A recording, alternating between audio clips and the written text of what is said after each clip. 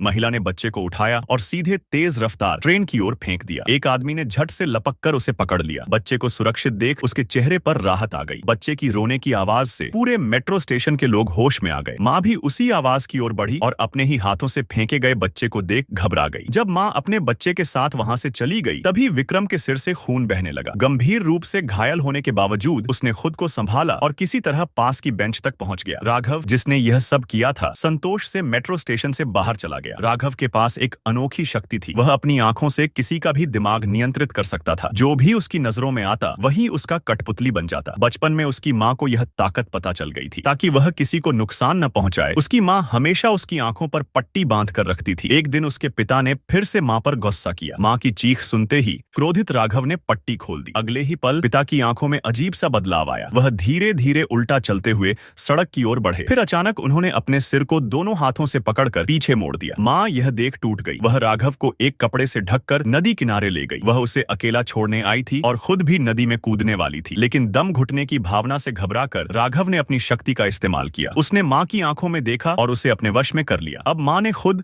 नदी की ओर कदम बढ़ा दिया। अंतिम क्षण में उसने माँ को मुक्त कर दिया। जब माँ को होश आया, राघव वहां से गायब हो चुका था। अगले 20 सालों तक राघव अपनी शक्ति का इस्तेमाल कर ऐशो आराम की जिंदगी जीता रहा। जब भी पैसे की कमी होती, वह बैंक कर्मचारियों को नियंत्रित कर खुद को पैसे दिलवा लेता। आज वह एक निजी वित्तीय संस्था में घुसा था। जैसे ही उसने मालिक को नियंत्रित कर पैसे निकलवाने की कोशिश की, उसने देखा कि एक आदमी सोफे से उठकर खड़ा हो गया। यह देखकर राघव हैरान रह गया कि कोई उसकी शक्ति के असर में नहीं आया। उसने तुरंत उसे काबू करने की कोशिश की और विक्रम को जकड़ लिया। विक्रम ने खुद को छुड़ाने की पूरी कोशिश की, लेकिन वह बुरी तरह घायल हो गया। फिर भी वह आखिरी दम तक लड़ता रहा। बॉस ने उसे बेहोश करने के लिए एक और झटका दिया और 1 घंटे बाद दोनों को अस्पताल पहुंचाया गया। मगर बॉस, जो रेलिंग से लटका हुआ था, दम घुटने से मर चुका था। राघव ने एक औरत को नियंत्रित कर उसके हाथों से बच्चा छीनकर उसे चलती ट्रेन के आगे फेंक दिया। आखिरी पल में विक्रम ने छलांग लगाकर उसे बचा लिया। बच्चा बच गया, लेकिन विक्रम खुद बुरी तरह घायल हो गया। राघव ने जब यह देखा कि विक्रम की धड़कनें बंद हो गई हैं, तो संतोष से वहां से चला गया। उसे यह नहीं पता था कि विक्रम में एक खास क्षमता थी। वह खुद को तेजी से ठीक कर सकता था। जैसे ही उसकी चोटें भरी, उसने अपने सबसे अच्छे दोस्त को खोजा और राघव को पकड़ने की योजना बनाई। थकान से चूर होकर वह गहरी नींद में सो गया। जब वह जागा तो उसे एहसास हुआ कि राघव भी